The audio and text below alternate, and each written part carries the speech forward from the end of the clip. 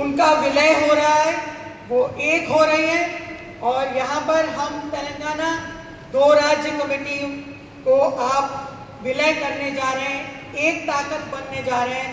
ये बहुत अच्छा दिन है हम सबके लिए, कतारों के लिए, मजदूर वर्ग के लिए। आप सबको, दोनों तेलंगाना कमेटियों को भी लाल सलाम। और ये उम्मीद के रास्ते में चलते हुए मैं अपने शहीदों को, इफ्टू के शहीदों को, इफ्टू के आंदोलनों के शहीदों को, नेल्लीमारला, नोएडा में इतने कतारों में जो मजदूर मरे अपने शासक वर्गों को सामना करते हुए, उनको सबको सलामी देते हुए और तमाम शहीदों को सलामी देते हुए, तेलंगाना शहीदों की धरती है, इस धरती को सलामी देते हुए अपनी बात को हम आगे रखेंगे। साथियों, इस समय अगर हम देखें, पिछले 25 साल से लगभग हिंदुस्तान के मजदूर वर्ग के अंदर ही बहुत फर्क आया है। 25-30 साल पहले और अब के बीच में चुनौतियां भी बहुत अलग हुई है। एक तरफ ठेकेदारीकरण, मजदूरों का अस्थायी होना, इम्परमानेंट होना, वो ठेकेदारी में जाएंगे, वो आउटसोर्सिंग में जाएंगे, वो फिक्स्ड टर्म एम्प्लॉयमेंट में जाएंगे। एक तरफ ये प्रक्रिया है। पक्की नौकरी, जैसे हम जानते थे, पक्के अधिकारों के साथ वो खत्म होने के कगार पर है। और दूसरा जो हम देख रहे हैं लक्ष्य कि फ्रेगमेंटेशन, टूट जा रहा है मजदूर वर्ग, उसको अलग जगह पर आप काम करवा रहे हैं, प्लेटफॉर्म बना देते हैं उसके लिए, गिग वर्कर, उसका मालिक उसको पहचान नहीं आता। इस तरह की प्रक्रिया मजदूर वर्ग के अंदर जारी है पिछले 25-30 साल से हिंदुस्तान के अंदर। और आज स्थिति ये है कि लगभग 94% मजदूर वर्ग ये इस तरह से बिखरा और असंगठित मजदूर वर्ग बन गया है। श्रम कानून एक तरफ शासक वर्ग खत्म कर रहा है, दूसरी तरफ हम जो प्रक्रिया देख रहे हैं कि कॉर्पोरेट, पहले नारायण मूर्ति बोले 70 घंटे का काम होगा एक हफ्ता के अंदर, और उसी समय 4 लेबर कोड आया। उसी समय कर्नाटक में सरकार ने कोशिश की कि IT वर्कर के लिए 12 घंटे का ड्यूटी ऑफिशियल किया जाए। मजदूर वर्ग ने उस हमले को लड़ा। मजदूर वर्ग 4 लेबर कोड के हमले को पिछले 4 साल से लड़ता आ रहा है, और अब फिर हम उस कगार पर खड़े हैं जहां पर एक तरफ कॉर्पोरेट के द्वारा क्या घोषित किया गया है, 90 दिन का वर्क डे और 7 दिन काम, 90 दिन और 90 घंटे और 7 दिन, 90 घंटे का काम, 7 दिन काम।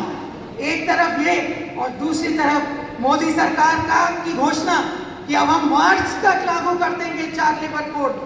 बहुत सारे अन्य श्रम कानून भी कूड़े के दान में फेंक दिए गए हैं। परंतु हमारे सामने ये चुनौती है कि पूरे तबका हमारे अंदर, महिला कामगारों का बहुत बड़े पैमानों पे पिछले 25-30 साल से बढ़ा है। तेलंगाना के अंदर हमेशा बीड़ी उद्योग के अंदर विशाल कामगार था महिला कामगारों का, पर आज Asha, anganwadi, mid day meal worker, इन सब वर्कर भी लाखों की संख्या में हिंदुस्तान में मौजूद हैं। इन सब के शोषण के लिए एक नया नाम पैदा किया गया है, वॉलंटरी वर्कर। ये वर्कर अपनी इच्छा से, स्वेच्छा से काम करता है। इसको वेतन नहीं चाहिए, इसको फैसिलिटी नहीं चाहिए, इसको PF नहीं चाहिए, इसको कुछ नहीं चाहिए।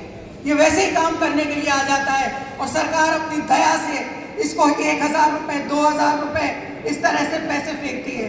इस आशा वर्कर के कंधे के ऊपर हिंदुस्तान पोलियो फ्री घोषित हो गया, पर ये वर्कर वो वर्कर है जो कि कोई वेतन नहीं लेता है। इतने सारी चुनौतियों के सामने दुनिया के अंदर भी जहां ठेकेदारीकरण एक चढ़ाव पर है, जहां इस तरह से मजदूर वर्ग के ऊपर हमला, स्थायी मजदूर वर्ग के अधिकारों के ऊपर हमला, वहां पर भी हमले के दायरे में है, वहाँ भी मजदूर लड़ रहे हैं अपने अधिकारों के लिए। साथी लोग बताएंगे आपको। ये जो इन्होंने प्लेटफॉर्म वर्कर किया है, ये जो इन्होंने गिग वर्कर किया है, अमेजॉन का वर्कर अखिल दुनिया के स्तर पर संगठित हो रहा है, यूनियन बना रहा है और अपनी लड़ाइयों को आगे बढ़ा रहा है। इसी तरह से हिंदुस्तान के सामने भी हमारे पास ये चुनौतियां हैं, दो बड़ी चुनौतियां। मजदूर वर्ग को संगठित करें हम, ये असंगठित है, ये बिखरा है। कंस्ट्रक्शन वर्कर लाखों की कगार में पूरे हिंदुस्तान के अंदर फैला हुआ है। इसको संगठित करें और इसको आंदोलन में उतारें। संगठन और आंदोलन, ये दोनों रास्ते मजदूर वर्ग के सामने स्पष्ट हैं। साथ ही इसी स्थिति में हम याद करेंगे IFTU क्यों बनी थी। IFTU तो बहुत छोटी है, यंग 1978 में पैदा हुआ, दूसरा यूनियन पहले पैदा हुआ। IFTU क्यों बनी थी, उसके इतिहास के बहस में न जाकर सवाल उस समय भी क्रांतिकारी आंदोलन के सामने ये था कि क्या एक और अखिल भारतीय केंद्र खड़ा किया जाएगा या नहीं। क्या मौजूदा जो यूनियनें हैं उसके अंदर रहकर हम ट्रेड यूनियन का काम करेंगे कि हम ट्रेड यूनियन का काम करेंगे ही नहीं, कि हम एक अलग उद्देश्य के साथ, एक मजदूर वर्ग के ऐतिहासिक कार्य के उद्देश्य के साथ एक केंद्र का विश्लेषण करेंगे।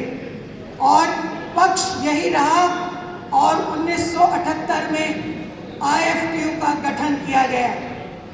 आज फिर सवाल बहुत सारे तरीके से खड़ा हो रहा है कि क्या यूनियन राजनीतिक होनी चाहिए कि गैर राजनीतिक होनी चाहिए। मूल बात यह है कि अगर ट्रेड यूनियन मजदूर आंदोलन को उसके ऐतिहासिक कार्य की तरफ दृष्टि नहीं डालेगी, दुनिया बदलने के कार्य की तरफ दृष्टि नहीं डालेगी, सिर्फ उसको बिक्री कराएगी कि उसका सौदा साम्राज्य पूंजीवाद और साम्राज्यवाद के अंदर कितना कैसे होगा, तो हमारी समझ में कि IFTU इसीलिए पैदा हुआ था कि हम मजदूर वर्ग की आज की लड़ाइयाँ लड़ते हुए उसको कल के ऐतिहासिक कार्य की तरफ भी उसकी दृष्टि को मजबूत करेंगे। आज हमारे सामने ये काम है कि हम IFTU को सुदृढ़, मजबूत और व्यापक बनाएं। हमारे सामने काम है कि हम अन्य मिलिटेंट ट्रेड यूनियंस को साथ लेकर, अन्य लड़ाकू ट्रेड यूनियनों को साथ लेकर हम आंदोलनों को सक्षम तरीके से खड़ा करें। हमारे सामने ये भी काम है कि हम व्यापक ट्रेड यूनियन एकता बनाकर जो मौजूदा हमारे सामने इतना बड़ा एक खतरा है, फांसीवादी खतरा देश के अंदर, जो कि आज की केंद्र सरकार भाजपा और RSS की केंद्र सरकार 1913 से जो हिंदुस्तान के ऊपर राज कर रही है, जो RSS हिंदुस्तान के केंद्र के राज में है।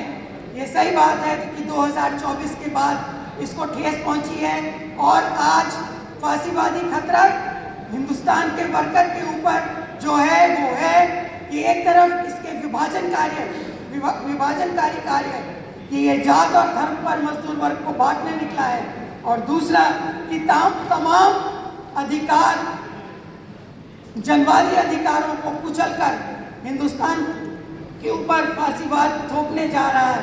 इन तमाम परिस्थितियों के अंदर हम व्यापक ट्रेड यूनियन एकता को गठन करेंगे, इस हमले को परास्त करेंगे, 4 लेबर कोड के हमले को परास्त करेंगे और मजदूर वर्ग के आंदोलन को आगे बढ़ाएंगे। हमें संगठित करना है वर्कर को, हमको मजदूर एकता को कायम करना है, हमें संघर्षों का निर्माण करना है और हमको IFTU को मजबूत करना है। और एकताबद्ध संघर्षों को हम अपनी ताकत रखेंगे तो हम विकसित भी कर सकेंगे। इन्हीं लक्ष्यों के साथ आज की सभा को फिर से बहुत सारे कंग्रेचुलेशंस बोलते हुए मैं अपनी बात को सलाम पे खत्म करूँगी।